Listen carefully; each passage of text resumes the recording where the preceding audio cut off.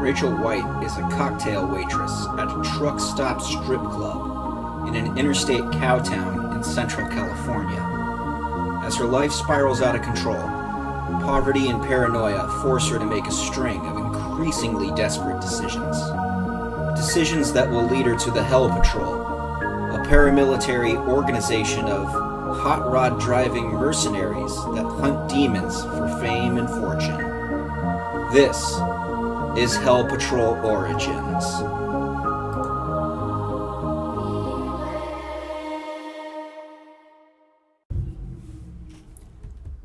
Three. Rachel woke up to the feeling of Johnny's hands on her, rough and eager, and welcomed it. She released an appreciative sigh, and it was all the consent Johnny needed to grunt, roll on top of her, and then skip the rest of this paragraph. Sorry. Rachel wished every morning was like that, until memory returned to her, and with it, the problems and concerns of the waking world.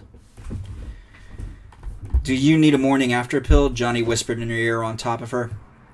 "I'm on the shot," she said. "What did you mean last night when you said tiefling girls?" "I didn't mean anything," he said. His fingers touched her skin.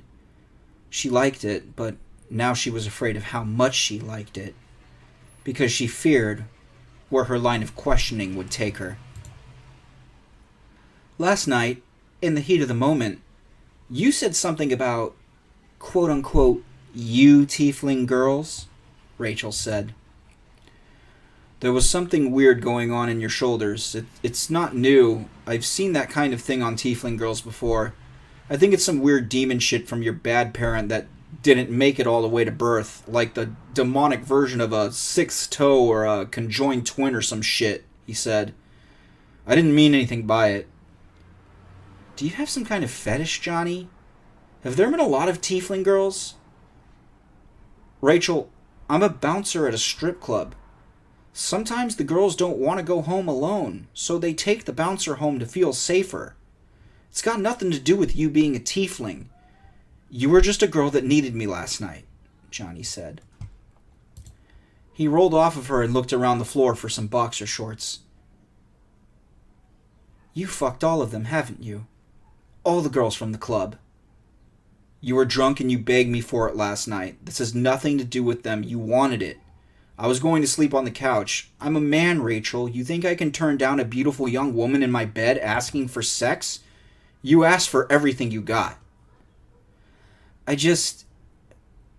Johnny, I'm sorry. You're right. It's none of my business what you do with the other girls. I had my own selfish needs. I'm mad because I feel like my life is out of control, and now I'm going to go into work and Valerie is going to ask me, "Oh my God, please tell me you didn't. Please let her be the only one you didn't." "She taught me the finger bang technique," Johnny admitted. "God damn it!" Rachel sighed. "If she finds out we fucked, that bitch will never shut up about it." "I won't tell if you won't," Johnny said. "She's gonna ask, and if I lie, she'll know. First thing she'll do when I walk in the door, she'll mention that we left together last night, and that'll be it," Rachel said. "Rachel, it's not a big deal. You're a grown woman. You're allowed to enjoy sex. You're under a lot of stress. You needed a release," Johnny said. "And I'm so happy you were so eager to provide. Now, in addition to my dead-end job, my dead dreams, and my creepy strip club stalker, I'm sharing therapy dick with the biggest gossip in the club. I am never going to live this down. I'm sorry if... Don't apologize. I'm not mad at you. I'm mad at... fuck. I don't even know anymore. The worst part is, she's gonna gossip, but I'm gonna keep fucking you," Rachel admitted. "Don't be so hard on yourself," Johnny said. I don't know why I never assumed you hadn't fucked them all. I can't have been the first club girl to run into your arms because of some creep. This is just part of the perks of your job, Rachel said. Well, I'd be lying if I said it wasn't, Johnny shrugged. Well, at least one of us is honest with ourselves. You should eat something. You had a lot of booze last night, Johnny said. Okay, but if Valerie floats the idea of a threesome, you have to cut her off, or I'll cut you off. That's the line. I don't want to know her that well. I've already got you in common with her, and that's bad enough, Rachel said. You really don't like her, Johnny laughed. I love her to death, but that bitch talks, Rachel exclaimed. Well, maybe that's a good thing. Maybe your stalker will hear her gossiping, and he'll have some kind of Madonna whore complex and won't want to make a skin dress out of you if you're having rough sex with thuggish tough guys, Johnny said. God, if only you could fuck all my problems out of me, Rachel sneered. Seriously, though, can we actually kick him the fuck out if he keeps showing up? I don't want to keep coming over every night. What, you think you can find a meaner-looking dude with more tattoos? Johnny asked. I'll sort him out. I catch him on any weird shit, I'll 86 him. I'll be watching. Do you think it'd be weird for a strip club stalker to have a Madonna whore complex? Rachel asked. Or maybe he creeps in strip clubs because of it. I meant that as a joke. I don't know.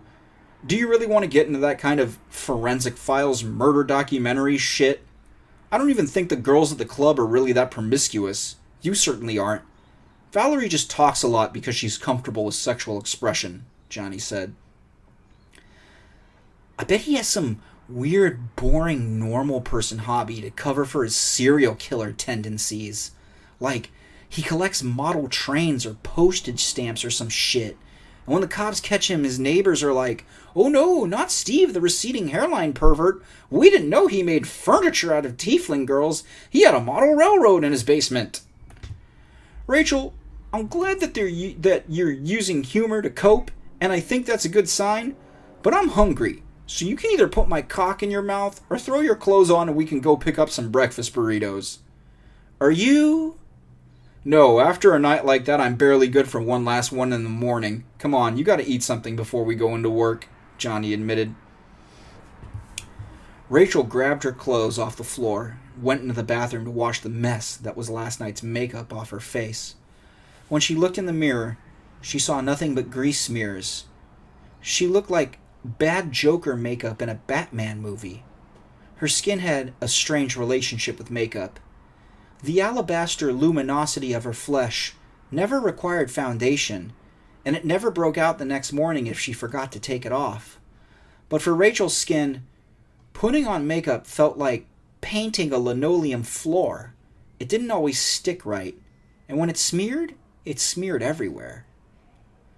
Johnny, why didn't you tell me I look like I've been face-fucked by a dumpster full of circus clowns? Rachel asked. You should see your ass, Johnny called from the other room. Rachel turned around and looked at her butt in the mirror. Her glutes were a road map of bruises, spanking marks, and red bumps where Johnny sunk his fingers to the knuckle in her flesh. I have to go to work like this? She screeched. You'll probably get tipped better. The customers will love it, Johnny said. Everyone's gonna know, she moaned. They already know. The bruises don't show up on the other girls, but they all talk anyway. You're just the only one that will actually get caught with the evidence, Johnny said. Oh, and that makes it better. Fuck, I wish I was a black tiefling like Valerie. Then I could do all this kinky shit and nobody would know, Rachel said. Valerie spends a fortune on makeup. That demonic black skin just swallows it up. She told me once she even tried using house paint, Johnny said. There's pros and cons to every demonic skin type. The red girls seem to have the best of both worlds. Words of wisdom from the premier tiefling fuckboy of Las Rojas, Rachel mumbled against the mirror as she splashed water on her face. What? Johnny asked. Nothing.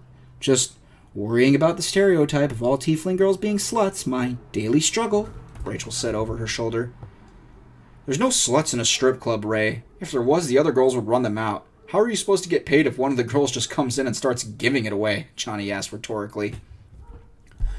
Rachel finished washing her face and pulled her Daisy Dukes up her legs. Johnny, you're some kind of fucking titty bar philosopher. She came out, laced her shoes up, and they got in Johnny's car. There was a taco truck 5 blocks down the street, parked in front of the sweatshop where they made cheap wholesale lingerie for discount department stores. Rachel knew it well. A lot of the girls from the orphanage worked there, sewing together bras and camis as their first teenager jobs. Some of them never left. Johnny ordered a couple of breakfast burritos and horchatas, laid out the napkins and salsa containers on the trunk of his shitbox GTO. You want me to drop you off at home so you can change your clothes? Johnny asked. Yeah, I guess you'd better. That way I can at least look like an almost normal person before I put on my work uniform, Rachel said. You could always just wear more conservative underwear under the cocktail dress, Johnny said. I don't even own a bra, Rachel said. No way, you're a girl. Bras are expensive, especially if they're actually good and comfortable. I've got no tits. I've never had to wear one, so it was an easy expense to cut from the budget, Rachel explained. She took a giant bite of the burrito, chewed and swallowed. The chorizo was good. She'd come here more often if she could afford it. Maybe the breakfast burrito could be a recurring perk of hooking up with Johnny. How can you afford to take me on this little brunch date anyway, Johnny? It's not like you're up on the pole getting ones in your G-string, Rachel asked. The girls tip me out at the end of their shifts. It's not a lot, but I get a little bit from all of them. You didn't know that? He asked. They fuck you and they pay you? Shit, I'm in the wrong line of work, Rachel realized. They fuck me because they want to sleep with a guy that isn't a creep. They pay me because I beat up creeps for them. I guess it's like pimping, but backwards. Johnny shrugged. Hey, can I drive your car back to my place? Rachel asked. I don't know, Ray. It's my baby, and it's also kind of a piece of shit. It needs a lot of work before anyone else can drive it.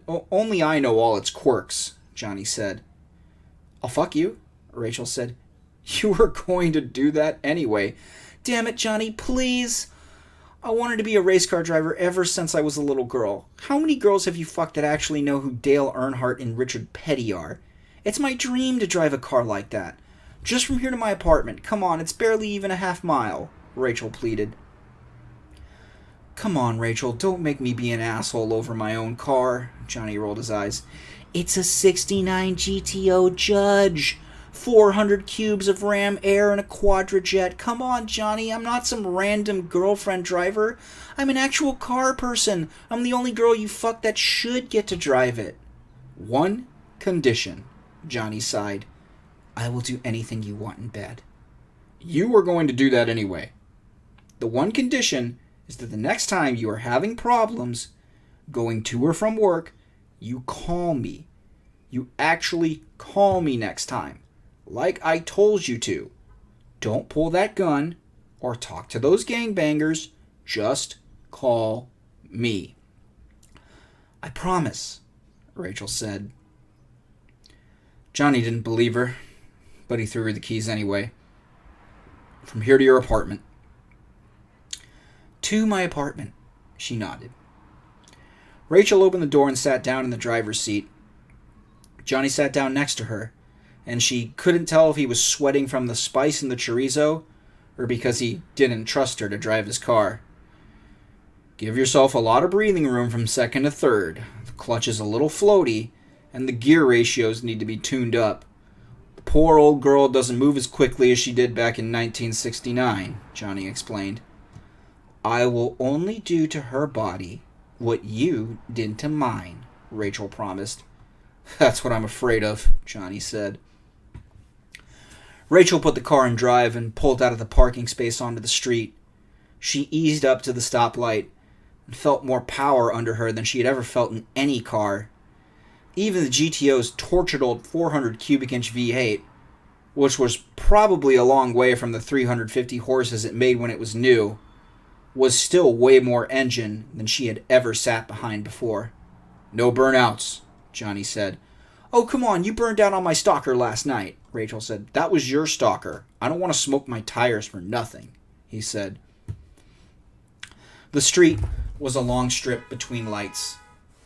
Rachel knew she had about 2/4 miles to play with before she had to give the keys back. She focused up, recalled everything she learned from driving the shitbox Beetle, and rationalized that it couldn't be that much different than a shitbox GTO. It was only a bigger, sexier, better car with 4 or 5 times the power, and it was a classic piece of American racing history. It was only a GTO, a car that most muscle car enthusiasts credited as being the first muscle car. No sweat, no pressure. It wasn't like she might never get to drive anything this close to a race car ever again if she fucked up. The light turned green. Before she even knew her brain had sent the command to her feet, her Chuck Taylors were on the floor. She effortlessly slipped her foot across the clutch pedal, felt the float that Johnny warned her about, and hit the shift to second gear perfectly. She heard the sudden change in the throat of the V8 in front of her, felt like she had just had sex. She knew in that moment there was no going back to the little air-cooled rear-engine Volkswagen for her. Feeling the power of those 8 cylinders in front of her was the closest thing to religion she ever experienced.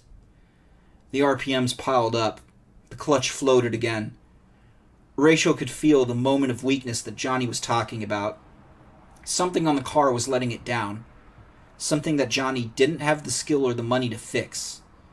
It wasn't making enough power at the right time to make the shifts when it wanted to, and she had to compensate. She felt the sweet spot with her intuition. Remembered how the Volkswagen behaved when her buddies were learning manual and fucked up its clutch. Now that she knew what it was and where it was no problem for her. She hit the sweet spot instinctively, felt out the float, and shifted like it was sex all over again. The third gear felt better. So did the fourth. Before Rachel knew it, she was holding that Hurst shifter white knuckle in the slot, with nowhere left to go but a red light. She stopped the car perfectly on the line, noticing that at least the brakes were still good. That was damn near perfect. Where the fuck did you learn to drive like that? Johnny asked. My shitbox Volkswagen was clapped out in every way it could be and still drive. I learned how to listen to an engine on way sicker cars than yours, Rachel smiled. Although I did have my doubts about it. 60 horses in an air-cooled lawnmower is a pretty different animal compared to the 350 this thing should be making. At least when this bitch screams, you can actually hear her over the 2 dipshits sitting in the back of the VW horsing around. All right, Richard Petty, one more light, Johnny said. Can I burn out? Rachel asked. If you buy me new headers. Rachel didn't burn out. But she did shift about as perfect a 1/4 mile as she could in a wounded GTO on the first day she drove it. She pulled the car up to a curb at her apartment complex. Well, I butchered that sentence. Thanks for everything, Johnny. I really mean it, she said. It was my pleasure. No, I know fucking me was your pleasure. I was talking about driving the car. I never thought in my life I'd get to do that. It's literally the only thing I ever wanted to do with my life since I was a little girl watching Danica Patrick do laps in that ugly bright green car, Rachel said. Who the fuck is Danica Patrick? Did she ever win anything? Johnny asked. She never won in NASCAR. She only ever won in IndyCar. That's not important. She was like the Amelia Earhart of race cars. She proved that women could do it. That's why she was my childhood hero, Rachel asked. Would be a lot cooler if she won, though, Johnny shrugged. Heroes don't get to pick how they become heroes, Johnny. Besides, it's better that she lost. If they let her win because she was a girl, they would have said she was a fluke. Better to go down fighting with integrity so the next girl that tries can get taken seriously, Rachel said. I'll watch when you're the first tiefling in NASCAR, Johnny said. If I make it to NASCAR, I'll fix your GTO, she said. If you make it to NASCAR, you can have my GTO. Just buy me a car that isn't a shitbox. I'll drive whatever manufacturer sponsors you. Rachel got out of the car. Johnny got up to switch seats. Hey, remember, you have to call me if shit gets weird, okay? I will, Rachel promised. He let her drive the car, so she felt like she really had to. Rachel went into her apartment. dropped her clothes, and went to take a shower. As the hot water cascaded over her back, she felt the tingling sensation of it against all the sensitive places where Johnny had bruised her with his rough love-making. She also felt it somewhere strange and new. Her shoulder blades felt more sensitive than normal. She reached behind her back and felt the bumps that were always there. She was shocked to feel them bigger, more defined than before, like they had grown that last night when they twitched.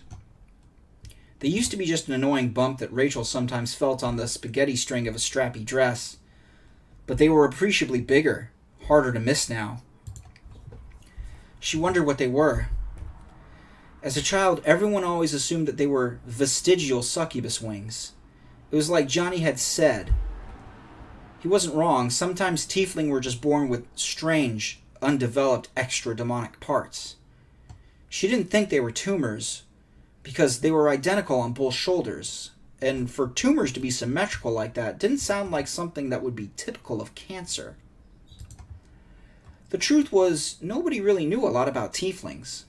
They had horns, weird eyes, strangely colored skin that behaved oddly with makeup and tattoo ink, and had no relation to human ethnicity. And they even had tails. But after that, there was no telling what kind of parts the demonic parent could donate. Some of them were even born with hooves, or had fingers ending in long talons. The first tieflings were born in 1999, the year of the demonic invasion. In 2020, the oldest tieflings in the world were barely old enough to drink. Doctors didn't have a lot of data to go off. Since the war with Hell collapsed a lot of infrastructure and modern technology, it was more difficult to share any data that did exist. For the most part, doctors only knew about tieflings what Mephistopheles had told them. It didn't help that tieflings were largely undocumented either. Most tieflings were born in demonic sex cults or human slave camps. The demons did keep records, but they were hard records, literally written on skin with ink made from human blood. Most of those records didn't survive the war, as they were either taken by Mephistopheles or cremated with the other gruesome human remains to let the dead have some kind of dignity. Rachel could only piece together what she knew.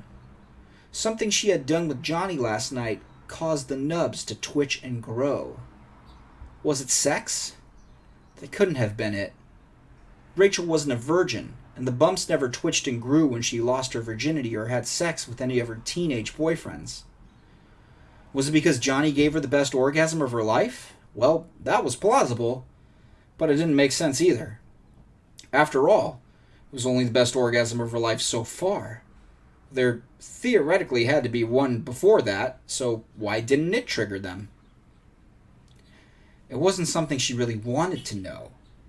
Rachel feared the answer. She knew in the back of her head that, demonically, she was somehow special. Most tieflings had dusky or red skin.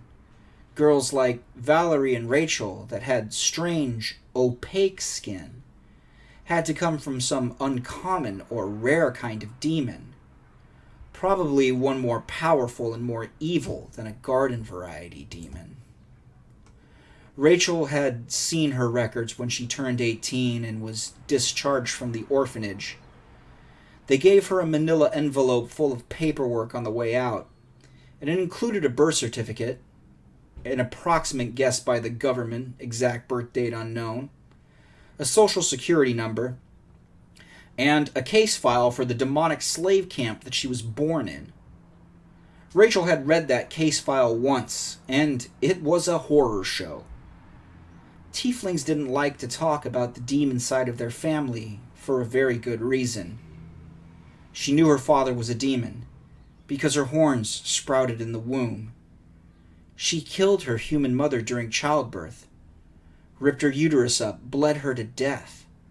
The demons thought it was great. Her first sacrifice, and what they hoped would be a long reign of terror.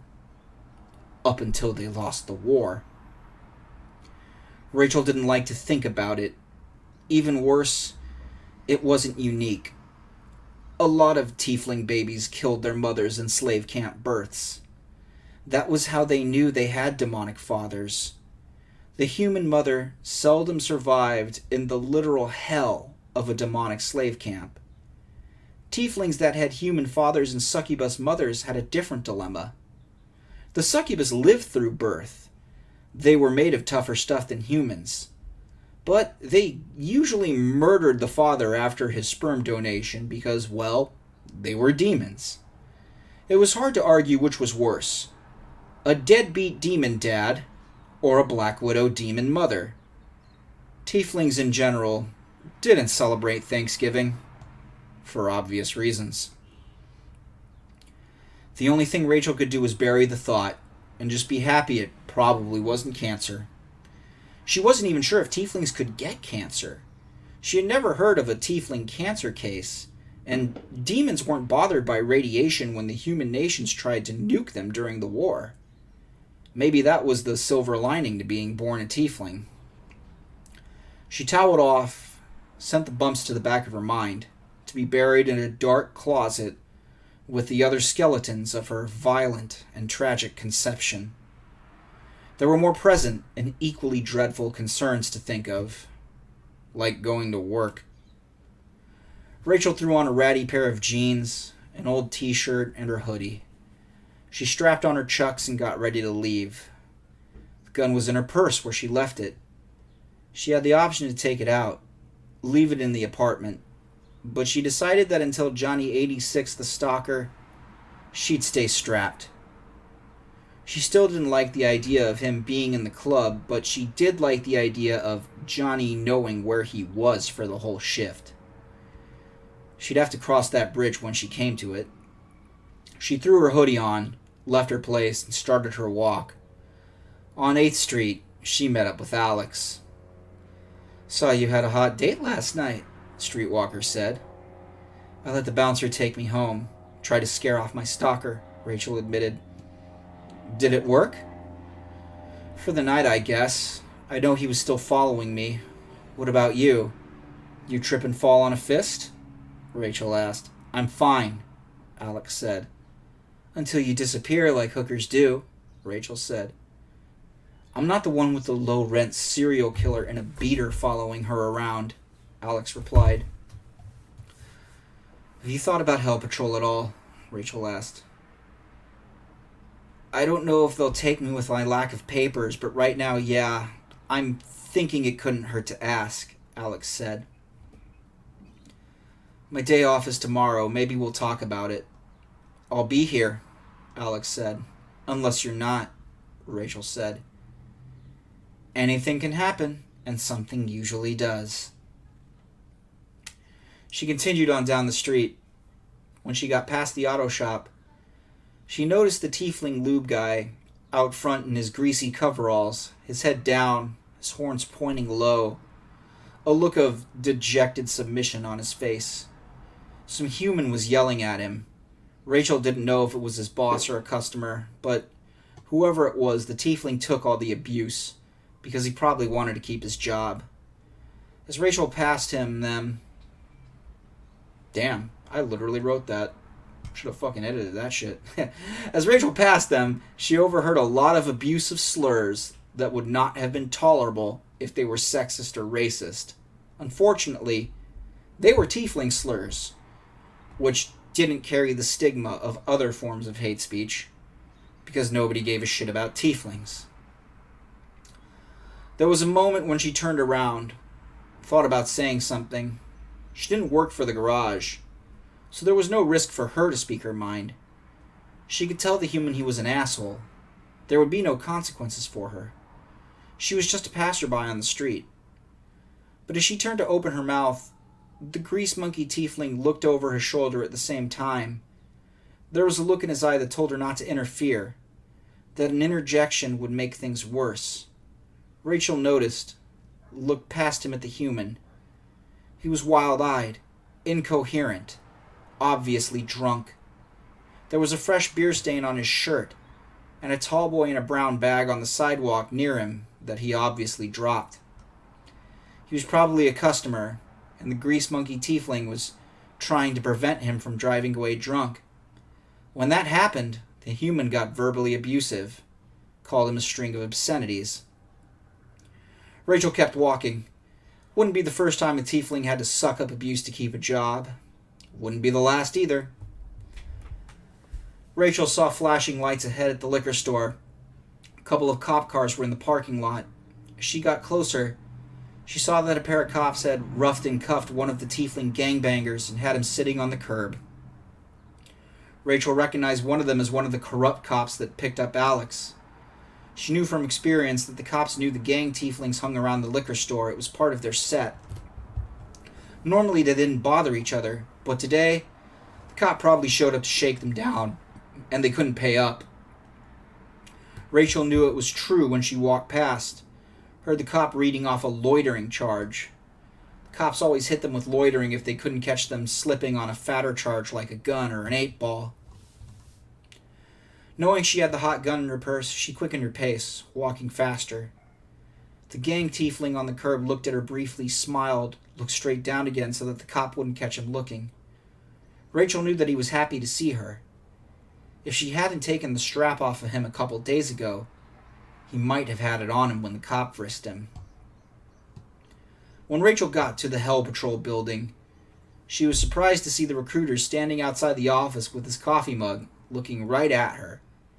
He nodded, tipped the mug at her as a sort of salute. He spoke to her as she got closer. "Saw you take a ride into GTO last night," he said. "You should have seen me driving it this morning." "You're the white tiefling girl that used to tear around town in that clapped-out hot rod Beetle," the recruiter said. "You're the first person to remember that," Rachel admitted. "Well, we specialize in tieflings that know how to drive. There aren't that many of them. The orphanages don't exactly do a good job of preparing you for adulthood," the recruiter admitted. "Yeah, I noticed," Rachel said. "You like cars? I can get you one for free. Your very own. You'll make so much money you'll be able to drive any car you want, way nicer than that shitbox GTO you were in last night." "If I live," Rachel said. "Hell Patrol's a dangerous job." "Don't you work down the street at the hellhole? Sounds like a dangerous job to me. Going nowhere fast, a few dollar bills at a time, depending on the charity of creeps and weirdos to pay your bills. Sure, Hell Patrol's dangerous, but would you rather die rich or live poor? All the tieflings that joined Hell Patrol all have the same story. They say the second one's worse." "Maybe we'll talk more about it later. What if I don't have papers, records, proof of citizenship?" Rachel asked. "Is that a problem?" the recruiter asked. "Maybe not for me, but for a friend," Rachel said. "Hell Patrol is a government paramilitary outfit. We can solve the administrative problems. Foreign nationals join the military to get citizenship all the time. Tiefling joining up to get papers isn't news," the recruiter explained. "I'll think about it." "I'll be here when you do." "You're not going to try to hard sell me?" Rachel asked. "I don't have to sell anyone. They come right in on the 1st and 15th when the checks are short and they're bored of living paycheck to paycheck," the recruiter said. "Well, that's reassuring."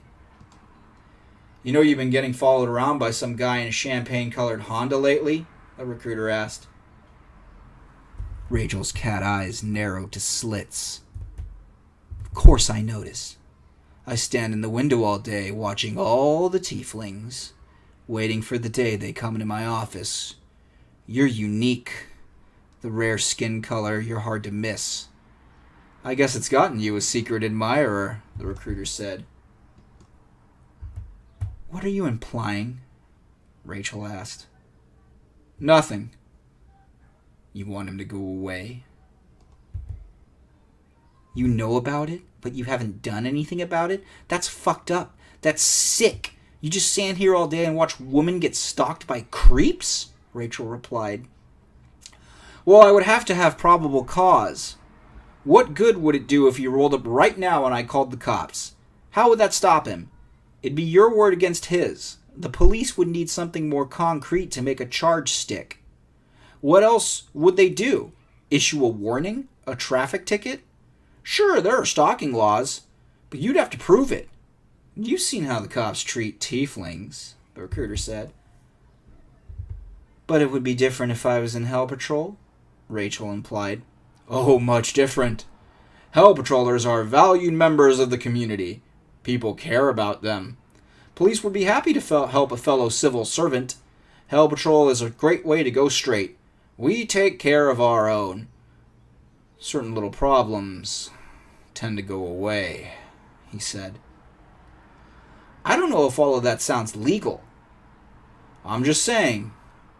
You take the job. You put on the jacket.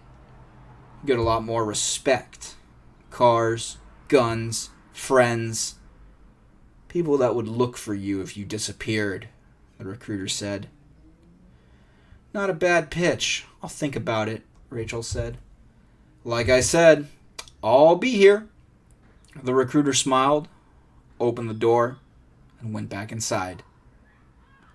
Rachel headed down the street to the club.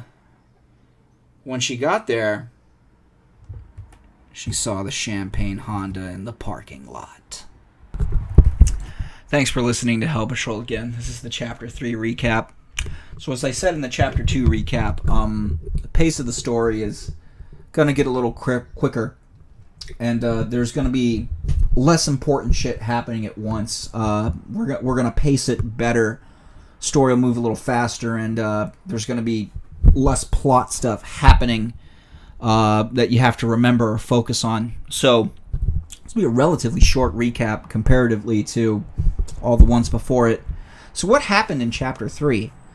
Well, we learned that Johnny has fucked all of the strippers at Hellhole. They've all taken a turn on him. And Rachel is not happy about joining that club. I said it was going to get weird and toxic and bad romance between them, and I delivered. Don't worry, it only gets better. They're not done. Johnny lets Rachel drive. Actually, hold on. There's something I need to say about Johnny and Rachel's relationship before I move on to the next point. The fact that Johnny is a fuckboy that's nailed all the strippers in the club is that's not like a red herring or something I did just to make their relationship toxic for no other reason than to provide drama.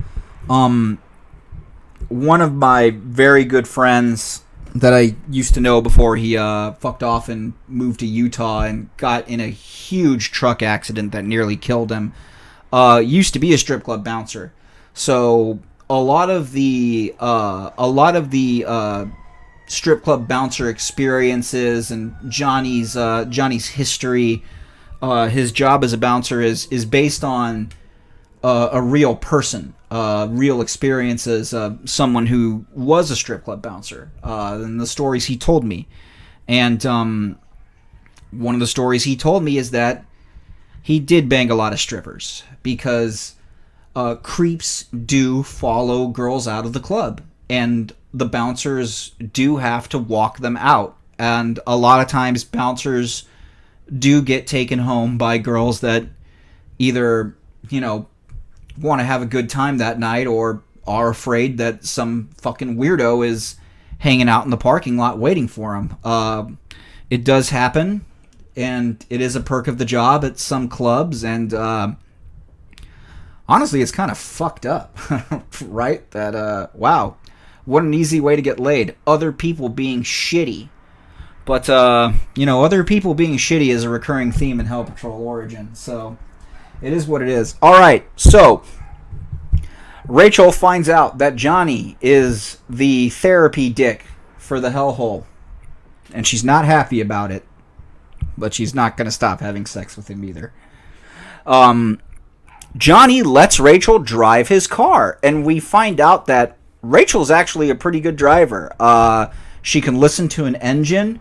She can feel out the transmission and know when to shift by feel and by engine sound. She basically dropped a perfect quarter mile at both lights. The girl can drive. That's why everybody likes her. It's very rare for tieflings to know how to drive because, as they mentioned in the story, the orphanage didn't take very good care of the tieflings. Nobody gave a shit about them. They were just going through the motions. Nobody as a tiefling who has a driver's license had a driver's training class in high school or something and like that. They only got it if they wanted to get it. The orphanage itself made no effort to take the tieflings out and teach them to drive or send them to driving school and get them licenses. It was all your own initiative kind of thing for them. So Rachel likes driving, likes cars. She went out and got her own driver's license on her own. And that makes her kind of unique among tieflings. It's unique for tieflings in the Hell Patrol universe to have actually a complete and functioning set of life skills. All right, so let's and then the final straw here, the last important thing that happens in chapter 3 is on the way to work, Rachel talks to the Hell Patrol recruiter, and he promises he can dispose of her stalker, but only if she joins Hell Patrol, and he won't do fucking anything about it unless she does. So now you can see that this recruiter guy and maybe Hell Patrol itself is kind of weird and shady, and they get up to stuff, or at least is like maybe the guy's just making recruiter promises. Maybe he's just like every other military recruiter. Yeah, don't worry, kid. You'll get shipped off to Hawaii. You're not going to Afghanistan. Yeah, right. But this recruiter catches Rachel in this moment when she goes in to ask some questions, and he says a bunch of fucked up shit that leads her to the conclusion that he knows a lot, and he knows exactly what she's dealing with, and he's not going to do anything about it until she does something for him. He's really trying to force like a devil's bargain kind of shit, and it's kind of creeping her out. Oh, and by the way, remember what I said in recap of chapter 2? Rachel, you better call Johnny? Well, Johnny brought that up again. We'll see if Rachel follows through.